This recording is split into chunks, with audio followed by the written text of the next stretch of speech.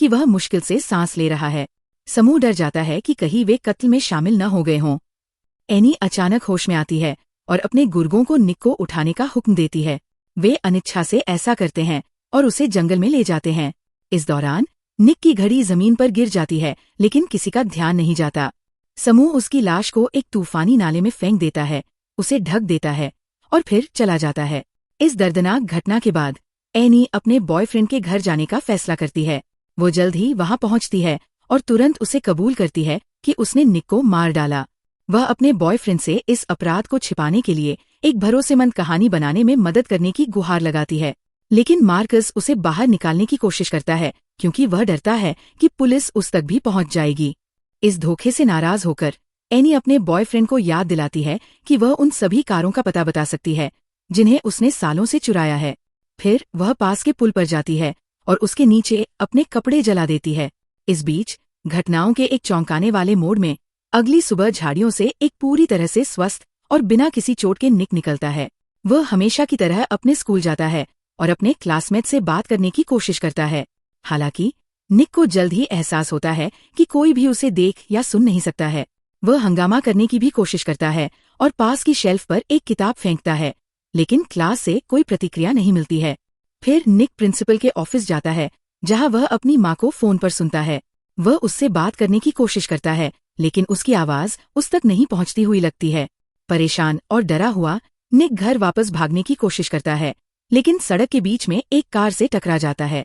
फिर एक बड़ा कार्गो ट्रक उस पर चढ़ जाता है, लेकिन हैरानी की बात है कि वह दोनों हादसों से बिना किसी खरोंच के निकल आता है।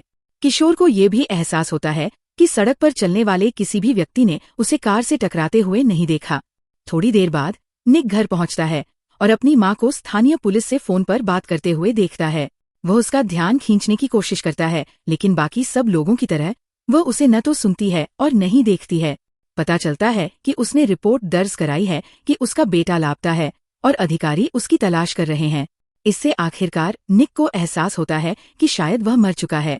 कुछ देर बाद जासूस केट और ब्रायन निक के अचानक गायब होने की जांच शुरू करते हैं। वे पास के जंगल के अंदर कुछ मीटर तक टायर के निशान देखते हैं और जमीन पर एक कार का टूटा हुआ साइड व्यू मिरर भी देखते हैं। दोनों को स्कूल में कुछ दिन पहले एनी और निक के बीच हुई बहस के बारे में भी जानकारी मिलती है, इसलिए वे एनी के घर जाते हैं और उसे छत पर बैठा पाते हैं। जासूस ब्रायन, जिसने कभी एनी के पिता के साथ काम किया था, पूछता है कि क्या उसने हाल ही में निक को देखा है। वह झूठ बोलती है कि उसने उसे स्कूल में बहस के बाद से नहीं देखा है। ब्रायन जानता है कि एनी अपने पिता की दूसरी शादी की वजह से मुश्किल दौर से गुजर रही है और उसे जाने देने का फैसला करता है। वह बस उसे जाने से पहले कुछ भी संदिग्ध मिलने पर उनसे संपर्क करने के लिए कहता है। इस बीच जंगल में निक की तलाश के लिए एक तलाशी दल बनाया जाता है। कहीं और निक, जिसने स्वीकार कर लिया है कि अब वो मर चुका है, अपने कमरे में है और सोच रहा है कि क्या करे। तभी उसे कमरे के ठीक बाहर बरामदे की रेलिंग पर एक खूबसूरत पक्षी दिखाई देता है।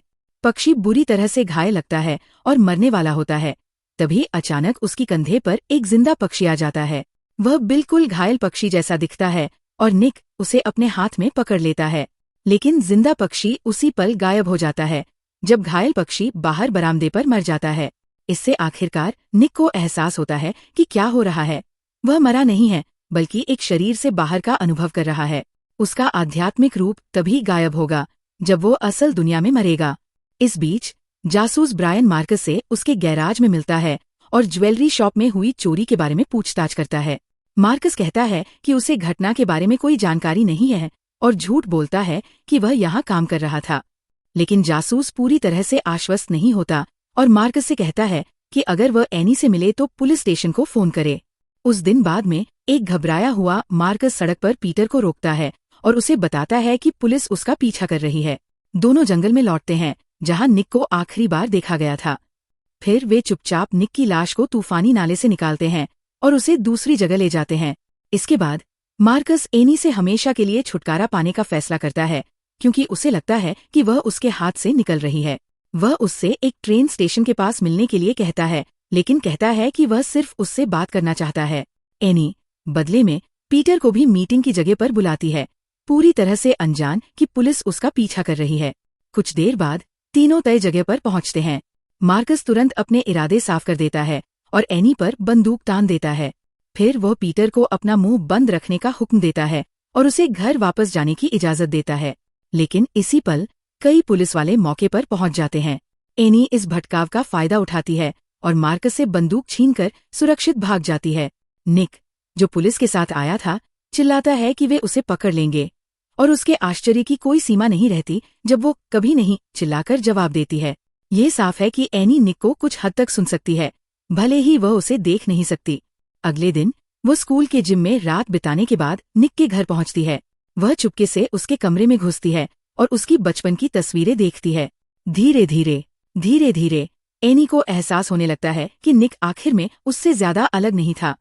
दोनों एक टूटे हुए घर में पले बढ़े थे और उन्होंने भावनात्मक रूप से दूर रहने वाले माता पिता जैसी ही मुश्किलों का सामना किया था। गुस्से में आकर उसे मार डालने का सच उसके ज़मीर पर भारी पड़ने लगता है।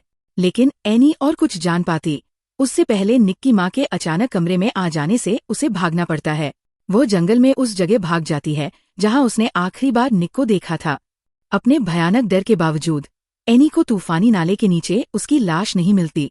हालांकि उसे पास में निकोटीन गम का एक पैकेट मिलता है, जिससे उसे यकीन हो जाता है कि मार्कस भी यहाँ आया था। जल्द ही एनी अपने बॉयफ्रेंड को ढूंढ निकालती है और बंदूक की नोक पर उसे एक किनारे पर खींच ले जाती है। मार्कस आखिरकार कबूल कर लेता है कि उसने निक की लाश को उसकी पिछली जगह से हटा दिया था। वह अब पास के बांध के नीचे पड़ी है, जो करीब आधे घंटे में खुलने वाला है। ये सुनकर एनी जाने की कोशिश करती है, लेकिन मार्कस, जिसने एक बंदूक छिपाई हुई थी, उसे पेट में गोली मार देता है। एनी जवाब देती है और पलटकर गोली चलाती है, जो उसे कंधों पर लगती है। वह बुरी तरह से घायल है, लेकिन किसी तरह जासूस ब्रायन को फोन करने और उसे बताने में कामयाब हो जाती है कि निक की लाश कहाँ है। थोड़ी देर बाद पुलिस स्थानीय बांध पर पहुंचती है और समय रहते निक को ढूंढ निकालने में कामयाब हो जाती है। उसे तुरंत अस्पताल ले जाया जाता है, जहां उसे आईसीयू में भर्ती कराया जाता है। निक को ठंडे पानी से बचाया तो जा चुका था, लेकिन उसकी जिंदगी अभी भी खतरे में लटकी हुई थी। दूसरी तरफ एनी, जो गोली लगने के कारण बुरी तरह से खून बह रहा था, लड़खड़ाती हुई अस्पताल में घुसती है। उसका ज़मीर भारी है और वह अपने सभी बुरे कामों के लिए पश्चाताप करना चाहती है। इसलिए वो आईसीयू में जाती है, जहां निक को रखा गया है, और उससे माफी मांगती है। एनी उसके पास लेट जाती है और धीरे धीरे निक की रूह उसके अपने जिस्म में लौट आती है। दुर्भाग्य से इस वक्त तक एनी बहुत ज्यादा खून खो चुकी होती है और आखिरकार वो अपनी चोटों के कारण मर जाती है। उसका आखिरी काम उसी शख्स को बचाना था जिससे वह कुछ दिन पहले नफरत करती थी। फिल्म का अंत तब होता है जब निक कुछ हफ्ते बाद एनी के भाई विक्टर से मिलता है और उसके साथ खेलता है।